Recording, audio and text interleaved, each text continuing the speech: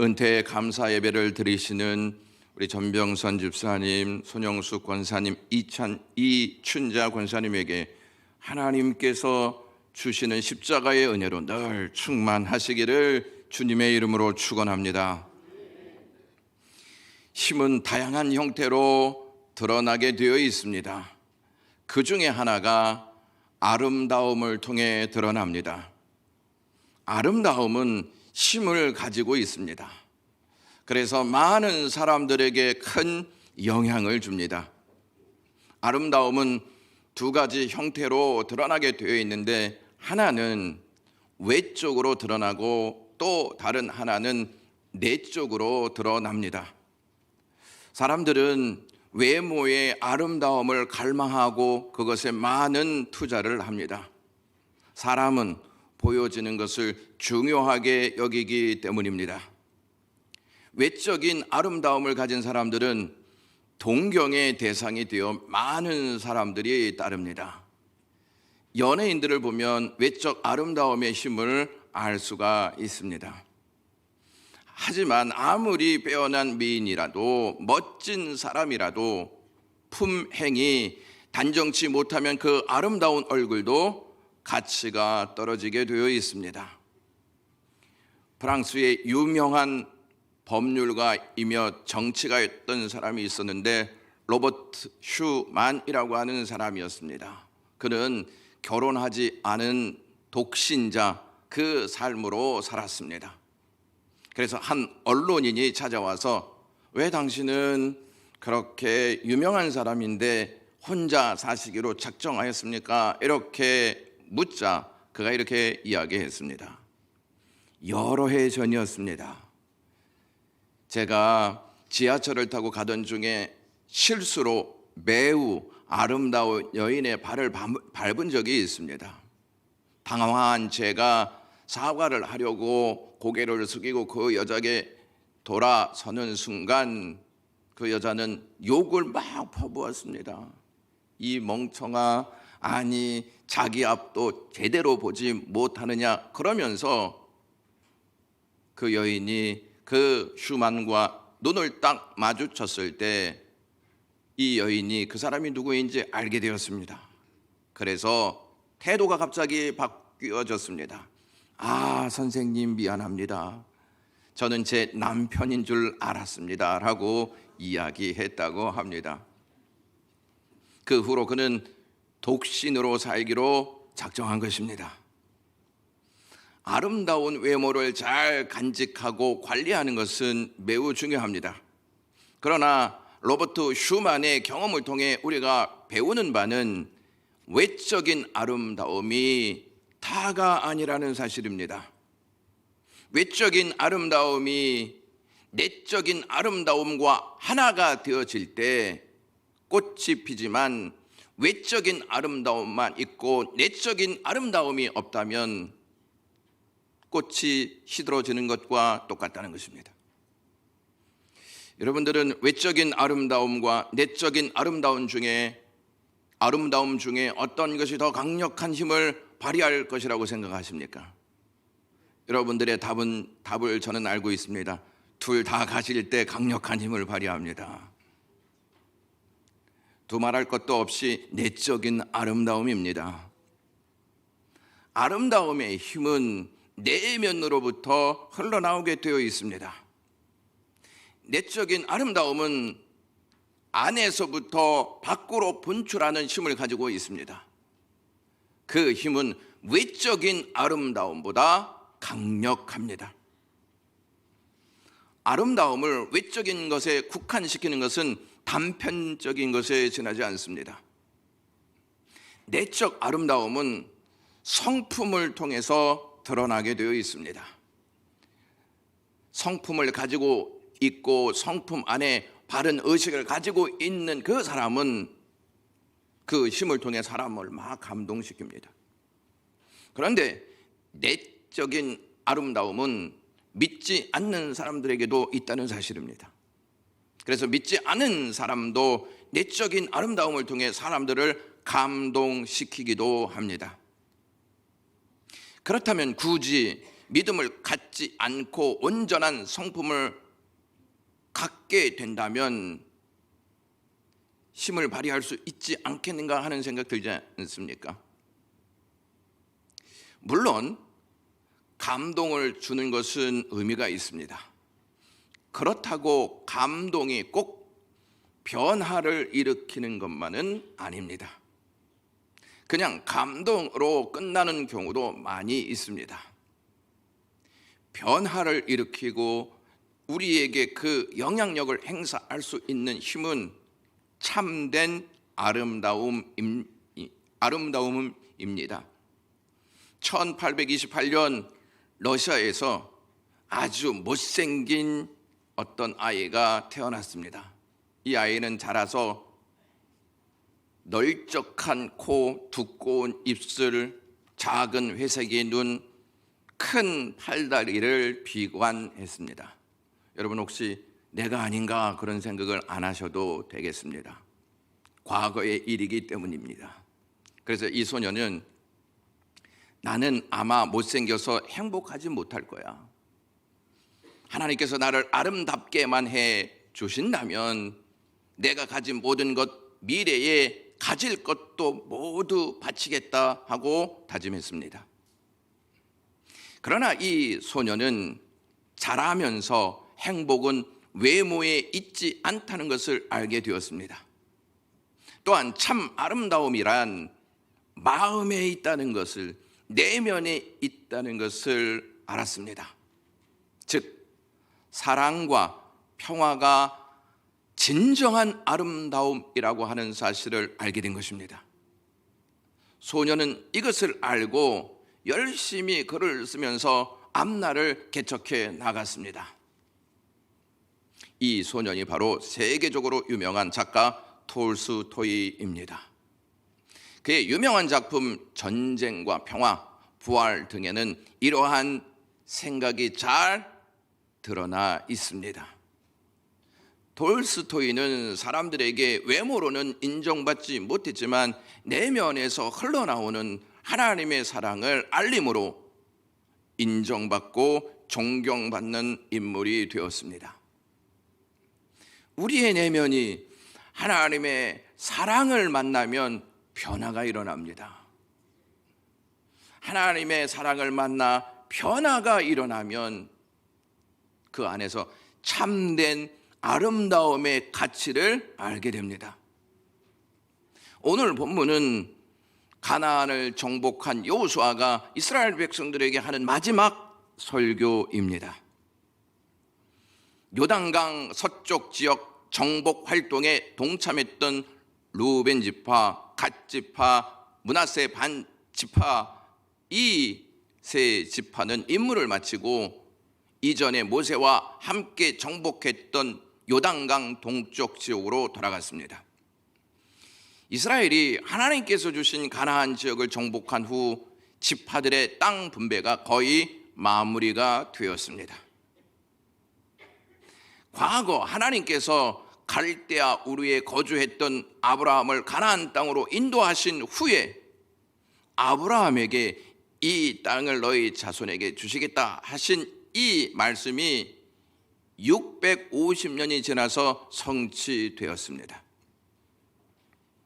출애굽 이후 광야에서 이스라엘을 이끌었던 모세를 계승한 여호수아는 정복과 분배라는 자신의 사명을 다한 셈입니다.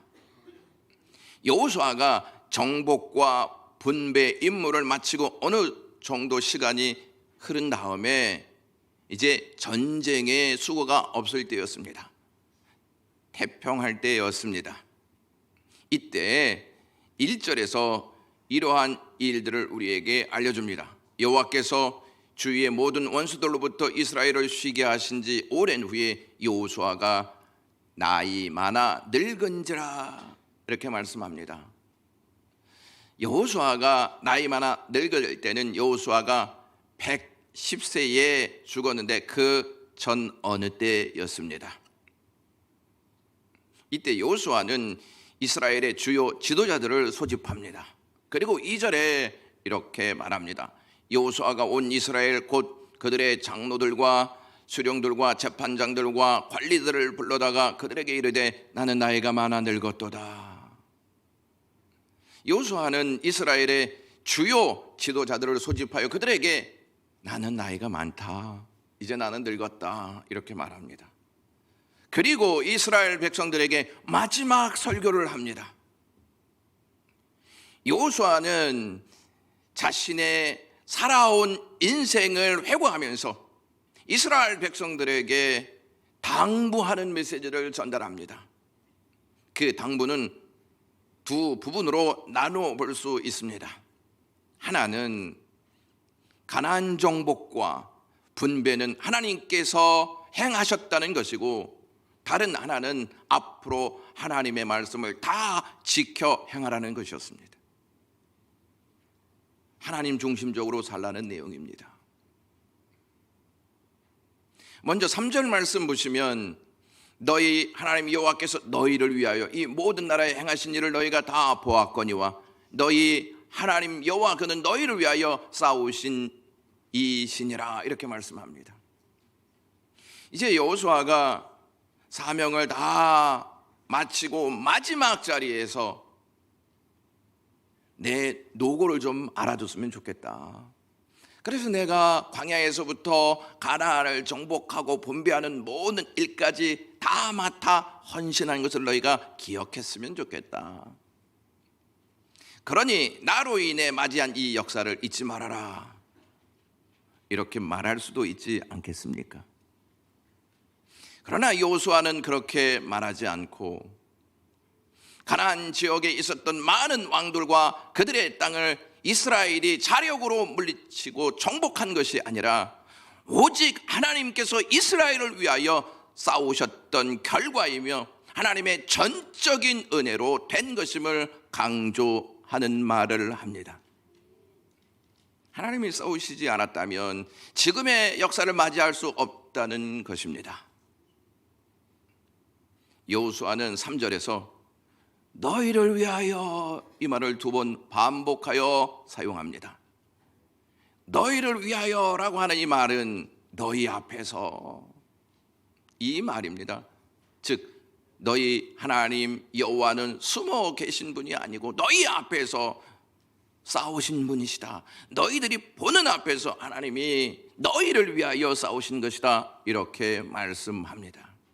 너희가 싸운 것이 아니고 너희의 하나님이 너희들이 보는 앞에서 싸워서 너희들이 이 땅을 정복하고 분배받은 것이다 라고 말하는 것입니다. 여호수아는 이스라엘이 지금까지 모든 전쟁에서 승리한 것은 이스라엘을 위해 그들 앞에서 싸우신 하나님의 은혜로 말미암은 것이니 그분께 감사드리고 그 은혜를 잊지 말라는 것입니다. 하나님께서 너희를 위하여 싸우셨기 때문에 지금의 자리에 있는 것이지 우리가 능력이 있어서 지금의 자리에 있는 것이 아님을 알리고 있습니다. 우리는 보통 우리가 하나님을 위하여 일하고 헌신한다, 이런 생각을 하기도 합니다. 하지만 우리가 하나님을 위하여 일하기보다 하나님이 우리를 위하여 일하고 계심을 확신하셔야 합니다.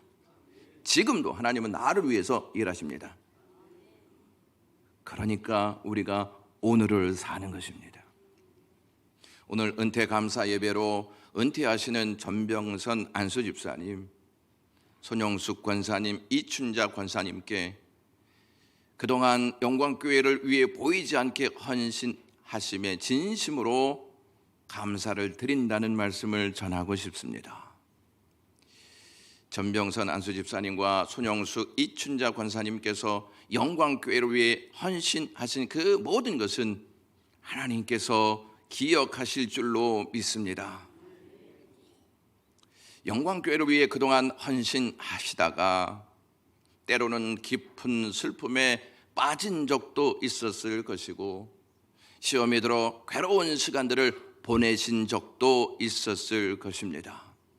또한 헌신하는 본심을 사람들이 알아주지 못해서 서운한 적도 있을 것이고 오해와 비판의 목소리도 들었을 수 있습니다. 그 모든 시간을 인내하면서 이 자리까지 오신 것은 하나님의 은혜 때문입니다. 세 분은 하나님의 은혜로 교회의 발을 내디디셨습니다. 그리고 직분을 맡아서 헌신하시다가 오늘의 자리에까지 이르렀습니다. 하나님의 헌신이 여러분들을 이 자리까지 오게 하신 것입니다. 하나님이 헌신하셨기에 영광교회도 지금 이 자리에 이렇게 있는 것입니다. 하나님이 우리를 위해 헌신하셨기에 저와 여러분들이 이 자리에서 하나님께 예배하는 줄로 믿습니다. 전병선 집사님은 원래 낚시광이었습니다. 교회를 나오지 않을 때 고기를 낚으러 이 바다 저 바다를 다녔던 분이셨습니다. 그러던 어느 날 하나님의 은혜가 집사님을 낚아채서 오늘에 이르게 하셨습니다. 우리 손영수 권사님도 아픔과 고통의 높은 산을 오르셨습니다. 그러던 중 하나님의 은혜가 그 모든 것을 이겨내도록 도우셔서 이 자리에 있게 하셨습니다.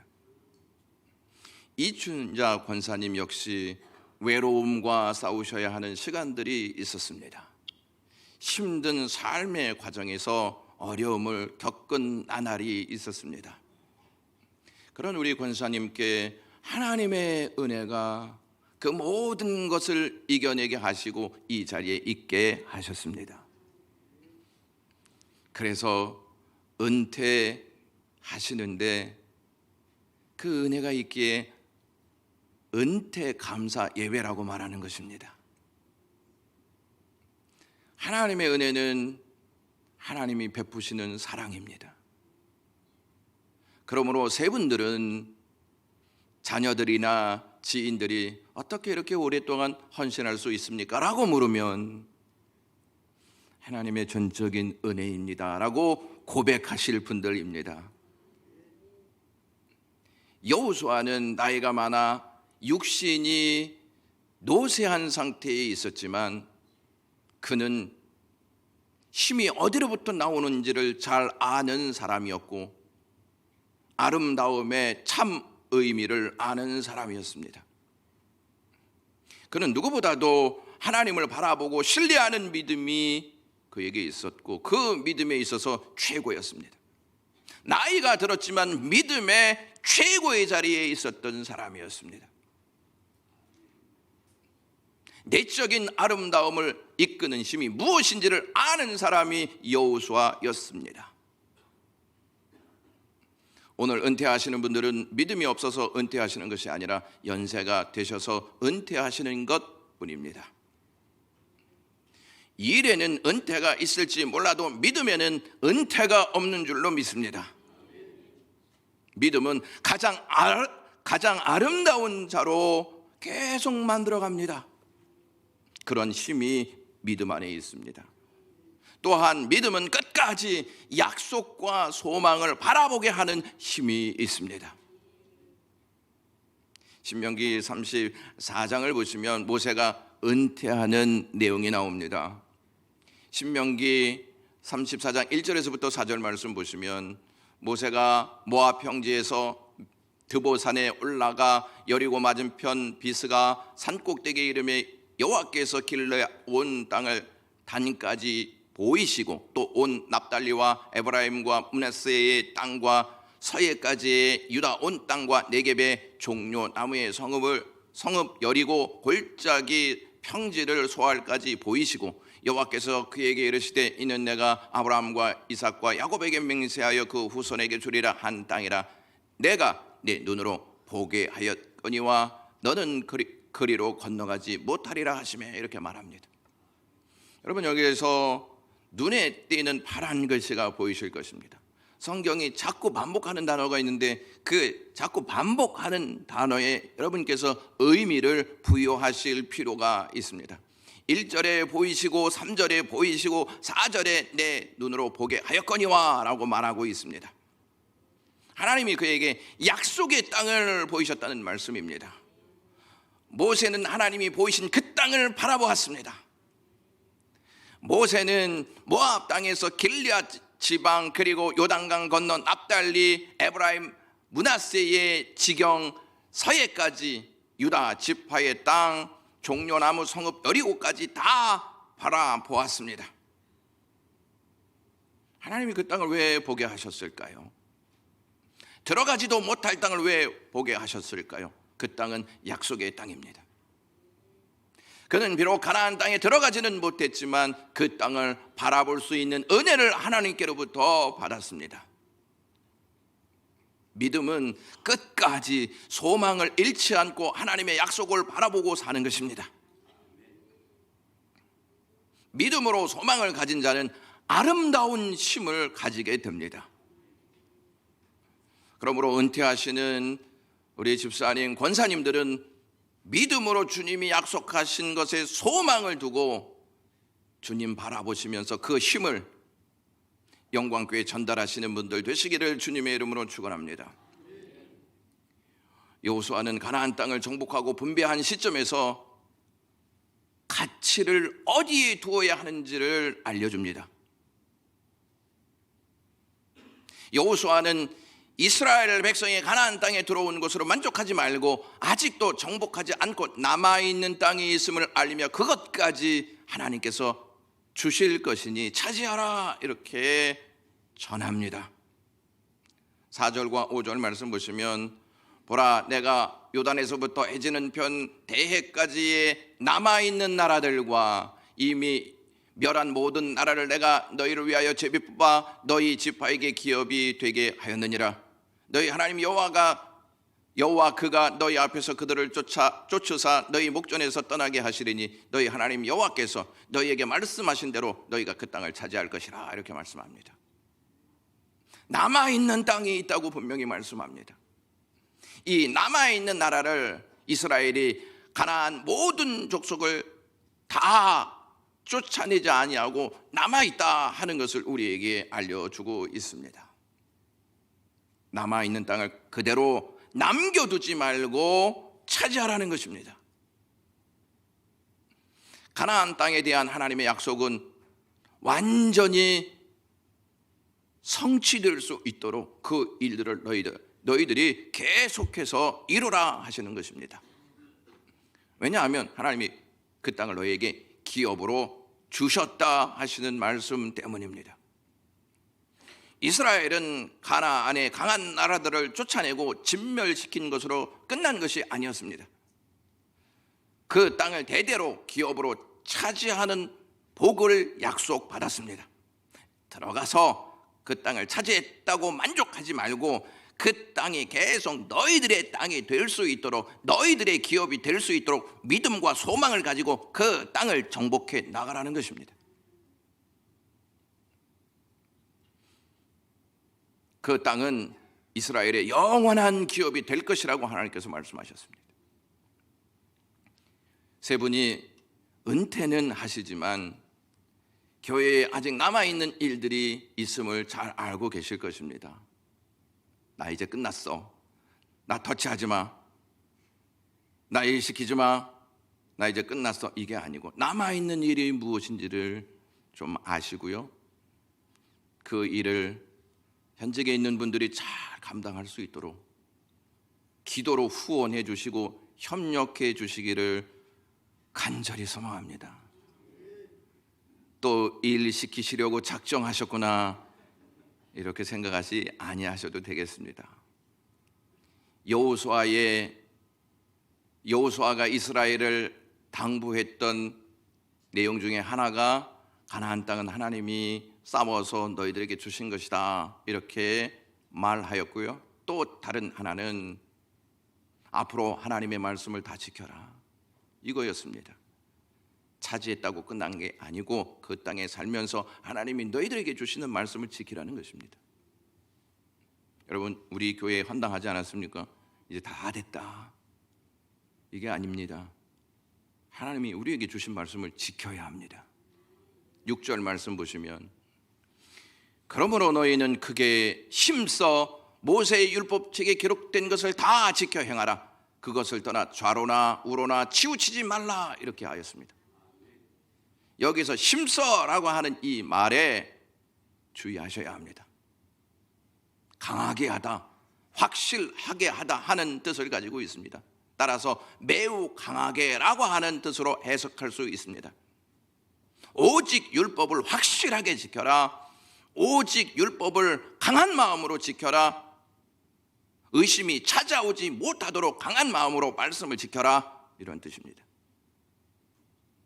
적들을 앞에 놓고 이길 수 있는 대원칙은 너희들에게 주신 말씀을 힘써 지키는 것이다 하는 내용입니다. 여호수아는 하나님께서 말씀하셨던 그 말씀대로 행하면서 하나님께서 주신 사명을 감당했습니다. 하나님의 말씀에 과감 없이 왜곡 없이 좌로나 우로나 치우치지 않았습니다. 여호수아가 나이 많아 늙어 이 땅에서 숨 쉴 날이 얼마 남지 않게 되자 지도자들에게 꼭 해야 할 말을 생각해 보니 자신의 인생 좌우명이자 인생의 이력은 바로 하나님의 말씀을 철저히 지키는 것이었습니다. 하나님께서 맡기신 이 일을 수행해 보니 그것이 목표 성취를 위한 최고의 해법이고 그것이 최선의 기름을 깨달았습니다. 신앙은 하나님의 말씀에 기초하지 않고는 안 됩니다. 여호수아는 이 사실을 너무나 잘 알고 있기 때문에 이스라엘의 지도자들에게 강조하고 있습니다. 여러분, 우리가 성경을 필사하지 않습니까? 왜 필사한다고 생각하십니까? 교회에서 하라고 하니까 하죠. 어쩌면 여러분들 필사하시다가 너무 어렵다, 이제 그만둘란다. 누가 알겠어? 내가 쓰는지 안 쓰는지 누가 알겠어? 필사가 힘들까요? 아니면 어려울까요? 지금 웃으시는 분들은 제가 말씀드린 이 의미를 알지만 웃으시지 않는 분들은 저게 뭐지 이렇게 생각할 수 있습니다. 힘듭니다, 여러분. 그래서 힘써 해야 합니다. 만약에 필사를 포기하신 분들이 있으면 다시 하셔도 돼요. 그리고 너무 힘들면 몇 줄만 쓰셔도 돼요. 계속 하는 게 중요하지 포기하는 게 중요한 게 아니라는 사실입니다. 여호수아는 참된 가치에서 힘이 나온다, 이것을 알고 그들에게 알려주었습니다. 참된 가치는 말씀에서 나옵니다. 그래서 우리가 말씀을 필사하는 것입니다. 사랑하는 영광교회 가족 여러분, 하나님이 우리에게 주신 가치들이 참 많이 있습니다. 거기에 진액은 하나님의 말씀입니다. 그래서 이 여호수아가 마지막으로 당부하는 말이 이스라엘 자손들아, 제발 여호와의 말씀을 다 지켜라, 이렇게 호소하고 있는 것입니다. 하나님은 우리에게 말씀이신 예수 그리스도를 주셨습니다. 아멘이십니까? 그러므로 우리는 그 주님을 모시고 그 주님을 닮아가야 합니다. 여러분들은 왜 자녀들이 가장 예쁩니까? 돈을 갖다 줘서 가장 예쁩니까? 아니면 너무너무나 아름다워서 예쁩니까? 여러분들을 닮았기 때문에 예쁜 거 아니겠습니까? 여러분들을 하나도 안 닮았다면 예쁘시겠습니까? 하나님이 가장 아름답다고 여기는 사람이 누구냐면 하나님이 주신 예수 그리스도를 닮아가는 자들입니다. 예수 그리스도를 닮는 자가 곧 하나님의 온전한 형상을 입는 자이기 때문입니다. 앞으로 우리 새 은퇴하시는 우리 집사님, 권사님들이 예수 그리스도를 닮아가고 뒤를 따라 영광의 모든 가족들이 예수님을 따라가는 은혜의 역사가 있기를 주님의 이름으로 간절히 축원합니다. 기도하겠습니다. 하나님 고맙습니다. 우리 집사님, 권사님들 오늘 은퇴감사 예배를 드리면서 아름다움의 힘이 어디로부터 나오는지를 알게 하시니 고맙습니다. 영광의 모든 가족들이 아름다움의 힘이 그리스도로 말미암아 나타난다는 것을 깨닫고 그리스도 닮아가게 하옵소서. 예수 그리스도의 이름으로